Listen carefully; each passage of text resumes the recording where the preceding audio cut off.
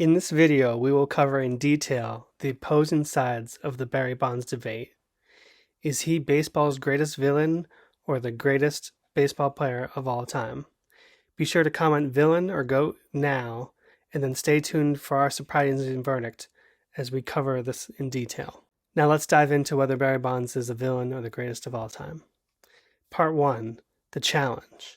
The reason this is such a tough debate is because statistically speaking, it's a foregone conclusion that Barry Bonds is the greatest hitter of all time, with 762 career home runs, 73 home runs in a single season, and all-time records for walks, intentional walks, because he was such a feared hitter, as well as the best single-season performance in baseball history, which was also not the same season that he hit 73 home runs in. But you can't talk about Barry Bonds without grappling with the steroids era in baseball.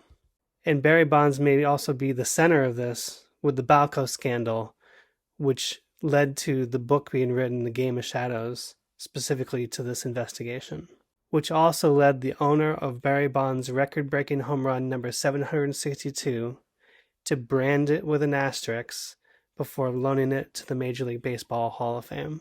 Part 2. The accolades. Barry Bonds played for 22 seasons from 1986 to 2007. He was a 14-time All-Star, an 8-time Silver Slugger, an 8-time Golden Glove Award winner, and get this, a 7-time League MVP. In fact, that is so ridiculous that the best players of all time in baseball have only had at most 3 MVP awards, including Mike Trout, Joe DiMaggio, Stan Musial, Yogi Berra, Mickey Mantle, Mike Schmidt, A-Rod, and Pujols. And yet Barry Bonds stands alone with 7 MVPs. Also, Barry Bonds had a unique combination of speed and power, leading him to hit more than 500 home runs and steal 500 bases. No other player in baseball history is in the 350-350 club, let alone the 400-400 club, or with Barry Bonds in the 500-500 club. And as I mentioned, Barry Bonds owns the single best season in baseball history, and that was in 2004. In this season, he led the league with 362 batting average, and he led all of the majors with 232 walks, on-base percentage of .609, a slugging of .812, leading up to an on-base plus slugging of 1.422, and 120 of his walks were intentional. So I found a couple stats from this video from the War Room that I'll put in the comments as well, a link to the video in the comments as well. Imagine in 2004, a player going 2 for 5 with a single and a home run in every single game for all 162 games. This player would have 162 singles, 162 home runs, 324 hits, a 400 batting average, and their on-base plus slugging would still be lower than what Barry Bonds had in 2004. The other stat that I found from this video that was amazing is that in 2022, the league on-base plus slugging average was a 706, and for Bonds' career, his on-base plus slugging was a 986 when he faced Hall of Fame pitchers.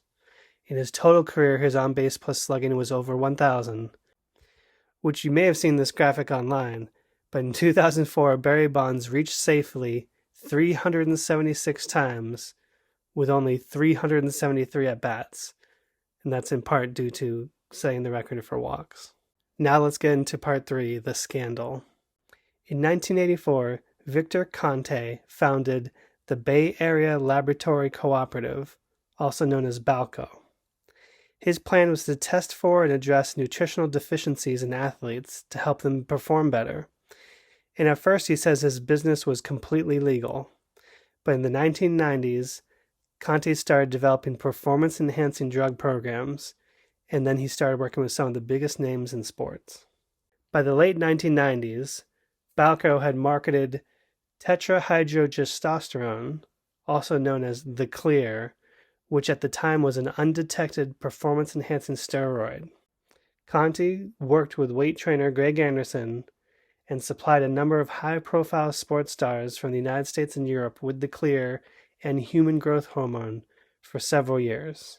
In the year 2000, Victor Conte managed to contact American baseball star Barry Bonds through Greg Anderson, a coach who was working in a nearby fitness studio. Bonds then allegedly delivered additional Major League Baseball players as contacts to Balco. Now, I think it's important to mention that at this time, Barry Bonds had already had 3 MVP awards for his time with the Pirates and then 1993 with the Giants. So, in my opinion, he already had a Hall of Fame career and didn't need to use performance-enhancing drugs. In 2003, all of this came to light when U.S. Sprint coach Trevor Graham delivered an anonymous phone call to the United States Anti-Doping Agency, accusing a number of athletes of being involved in doping and steroids that were not detectable at the time. He also specifically named Victor Conte as the source of the steroids and provided a syringe containing traces of the clear to the Anti-Doping Agency. While Trevor Graham positioned himself as a whistleblower, in 2003 he was indicted by a federal grand jury in San Francisco on 3 counts of making false statements to government agents, and he was eventually banned from track and field altogether, I believe in 2006. In 2003, agents of the Internal Revenue Service, the FDA, the San Mateo Narcotics Task Force, and the United States Anti-Doping Agency conducted a search of the Balco facilities. Along with lists of Balco customers, they also found containers with labels indicating that they were steroids and human growth hormone. They then searched Greg Anderson's home 2 days later and found steroids, cash, and a list of names of baseball players and dosages and plans for steroids. Among the athletes listed were Barry Bonds, Benito Santiago, Jeremy Giambi, and Armando Rios, among other high-profile athletes from other sports including football, track and field, and so on. In 2004, charges were filed against Balco officials, including Victor Conte and Greg Anderson. They were indicted on conspiracy to distribute steroids and money laundering, but at this time the charges did not implicate Barry Bonds. 2 years later, the 2 men pled guilty to federal felony charges in a plea deal that dropped 40 of the 42 counts, leaving them with relatively brief prison terms and very little jail time. I believe Victor Conte himself received 4 months in jail and 4 months of house arrest, in addition to probation. Throughout all this, Barry Bonds consistently denied knowingly using steroids, and the federal government launched a perjury investigation into whether Barry Bonds lied under oath during his 2003 grand jury testimony. A federal grand jury indicted Barry Bonds on charges of perjury and obstruction of justice on November 15th of 2007. This went to trial, and he was convicted on the count of obstruction of justice, but the jury did not reach a verdict on perjury charges. Eventually, Barry Bonds was sentenced to 30 days house arrest and 2 years of probation with 250 hours of community service, but he also appealed the conviction, and the conviction was overturned in the 9th U.S. Circuit Court of Appeals, ruling that Bonds' testimony, while evasive, was not perjury. Part 4. The Aftermath. Barry Bonds never officially failed a Major League Baseball drug test for performance-enhancing drugs during his career. Although there were extensive allegations and evidence presented during the Balco investigation that Barry Bonds was implicated, he had never been caught cheating by Major League Baseball. It was alleged that Barry Bonds used undetectable substances referred to as the cream in the clear, which had been specifically designed to evade detection by drug testing standards at the time. But Barry Bonds had said that he was completely unaware of it and that he thought he was taking flaxseed oil. Barry Bonds' legacy was completely tainted by these allegations, and he was never elected to the Baseball Hall of Fame. Which reminds me of a quote that it takes a lifetime to build a good reputation, but you can lose it in just a minute. Additional impact and aftermath: Barry Bonds had been excluded from the Baseball Hall of Fame, largely due to his association with the balco and steroid scandal, despite holding Major League Baseball records, including the single season and career home run records.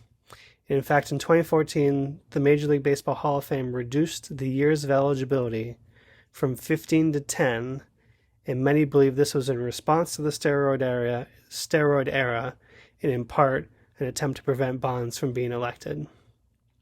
But it's also worth noting that twice as many voters from the Hall of Fame thought Barry Bonds should be in than those who kept him out. It's also worth noting that over a dozen players have been elected to the Hall of Fame after their 10th year of eligibility, including Jim Rice, Burt Blyleven, Bruce Sutter, Bob Lemon, Duke Snider, and so on. So it's not too crazy to think that over time Barry Bonds would have garnered the support he needed to make it into the Major League Baseball Hall of Fame had he had more years of eligibility. Part 5. Putting this in context. Barry Bonds played in the steroid era, often facing pitchers who themselves were also on steroids. And you can see the large list of players who were either named or suspected in the Mitchell Report, the balco investigation, or had tested positive or admitted to using steroids at the time. Many of whom have been blocked from the Hall of Fame, but it is worth pointing out that David Ortiz, first ballot Hall of Famer, failed a drug test as part of the 2003 confidential survey by Major League Baseball, yet he was inducted into Major League Baseball Hall of Fame, while the likes of Barry Bonds, Mark McGwire, and Sammy Sosa have been left out, including pitchers like Roger Clemens and Eric Gagne. During much of Barry Bonds' career, the Major League Baseball did not have a comprehensive drug testing policy for steroids.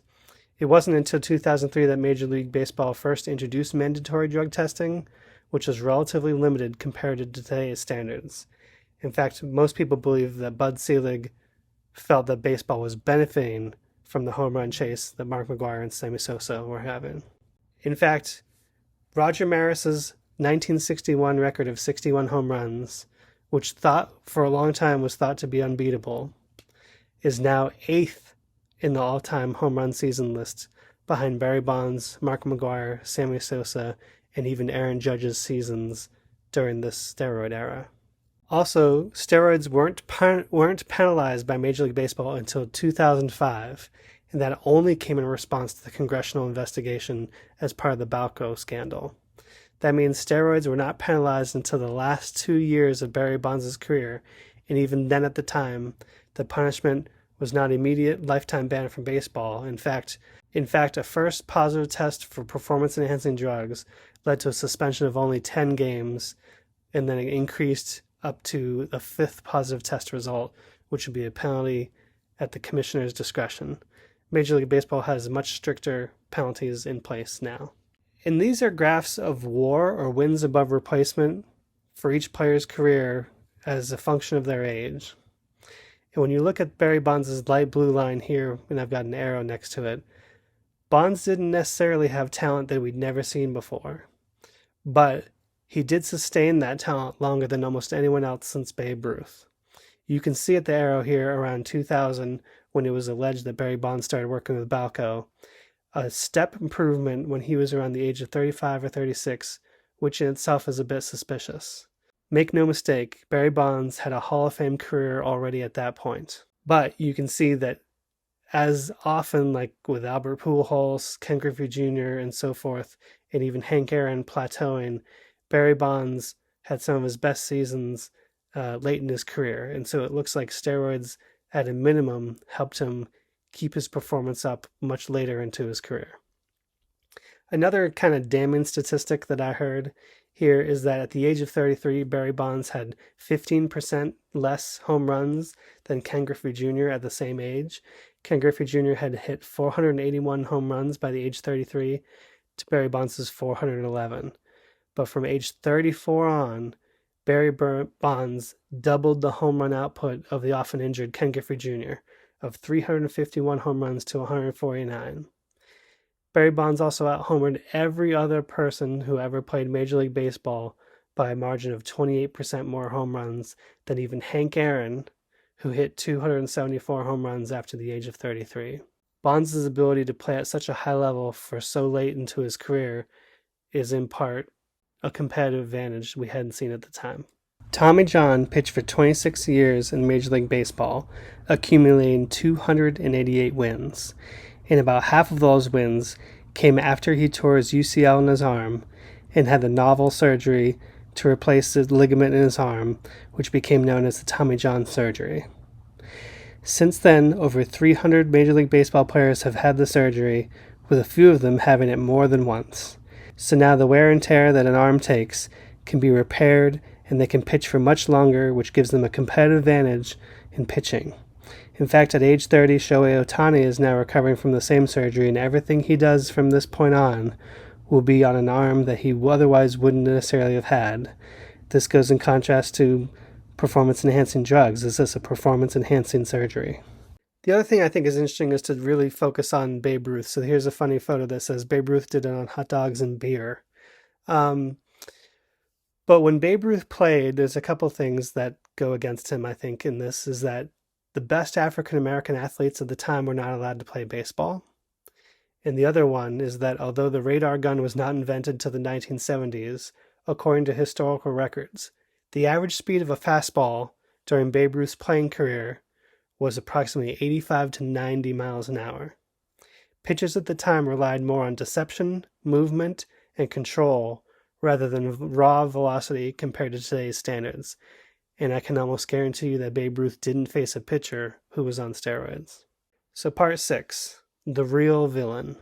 During his playing career, Barry Bonds was frequently described as a very difficult person, standoffish, and ungrateful. In fact, the stories of Barry Bonds refusing fan autographs, skipping media events, and not acknowledging teammates is part of baseball folklore. Bonds' poor relationship with the press didn't help matters much either, but he wasn't necessarily a victim of the press as much as he was maybe the one to blame. And this was a constant theme throughout Barry Bonds' career. Bonds was never well liked by reporters or even some fans early in his career when he was with Pittsburgh, despite winning 2 MVP awards. In fact, at the time, in the early 1990s, one Pittsburgh paper even awarded him the MDP award, which is for the most despised pirate. In a 2016 interview with reporter Terrence Moore, Barry Bonds said he regretted the persona that he had created. He attributed his standoffishness to a response to the pressure he felt to perform as a young player when he was with the Pittsburgh Pirates. He said, quote, "I kick myself now because I'm getting great press since he's becoming more cooperative, and I could have had 1 trillion more endorsements, but that wasn't my driving force. The problem was when I tried to give in a little bit, it actually never got better. I knew I was in the midst of that image, and I determined at that point that I was never going to get out of it. So I just said, I created the fire around me, I'm stuck in it, and I may as well live with the flames." Barry Bonds also reported that for a short time during his days with the Giants, he changed his demeanor at the request of a group of teammates, and he began smiling much more frequently, engaging more with the other players, and having a more pleasant attitude. However, shortly thereafter, Barry Bonds says, he fell into a slump, and the same group of teammates pleaded for him to revert, going back, seeming to have lost his competitive edge, and causing his team to actually lose more. In spite of Barry Bonds' protests that they would not appreciate Barry Bonds going back to his previous persona, his teammates insisted. Bonds says he complied and maintained that familiar standoffish edge the rest of his playing career. No story, I think, better encapsulates Barry Bonds as this one, so please stick with me for a minute. On May 9th of 1996, sports reporter Rob Beaton was in the San Francisco Giants locker room waiting to interview Robbie Thompson when Barry Bonds told Rod Beaton to leave. Beaton replied that according to Major League Baseball rules, he still had 15 minutes left to talk with players and was waiting for Robbie Thompson. Barry Bonds waved a finger in Beaton's face and shoved him in the chest, and then as the incident broke out, multiple members of the team's coaching staff and front office broke up the scuffle. Barry Bonds brushed this off as a minor event.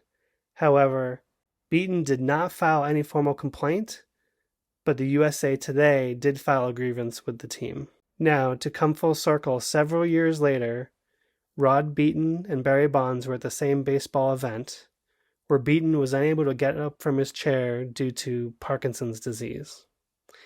Barry Bonds helped Beaton get out of his chair while others had passed him by, and according to Rod Beaton's wife, Rod never criticized Barry Bonds again. As Beaton's medical condition worsened, he ended up retiring from journalism in 2006.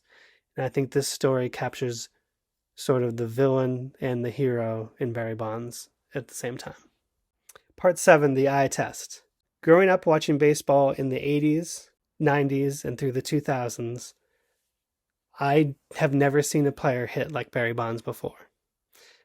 To me, I also thought Barry Bonds was probably on performance-enhancing drugs at the time, but I still gave so much credit to his hand-eye coordination, timing, and having a pure swing that honestly I was in awe of his abilities, even if they were diminished to some extent by the cloud of suspicion around performance-enhancing drugs. I found a few quotes from San Francisco Giants fans at the time. Here's one. Bonds was loved. He was cocky, arrogant, and rumored to be an a-hole. We didn't care. He hit the heck out of the ball. Every at-bat was a must-see. As far as I'm concerned, he was the greatest hitter of all time and definitely the most feared. We loved the guy, warts and all. And maybe in a shorter quote, I found one that said, Barry Bonds was the best to ever do it, godlike in the batter's box, also a jerk. Part 8, the verdict.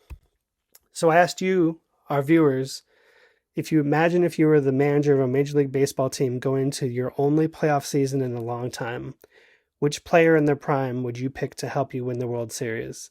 And the choices were Babe Ruth, Barry Bonds, Hank Aaron, Mickey Mantle, and Ted Williams. And overwhelmingly, you chose Barry Bonds as well. Which leads me to the quote from George Orwell. Doublethink means the power of holding two contradictory beliefs in one's mind simultaneously and accepting both of them. And I think that captures this quote by sports writer Jeff Passan, who said, it is a fact that Barry Bonds used performance-enhancing drugs. It is also a fact that 73 balls he hit flew over the fence in 2001. One colors the other, it does not and cannot erase it. So is Barry Bonds a villain or the greatest of all time? Doing this research and analysis, my answer is yes. He's both. And even 20 years later, Barry Bonds is still relevant in the GOAT conversations today. Let me know your thoughts in the comments, and thank you for watching and sharing this video.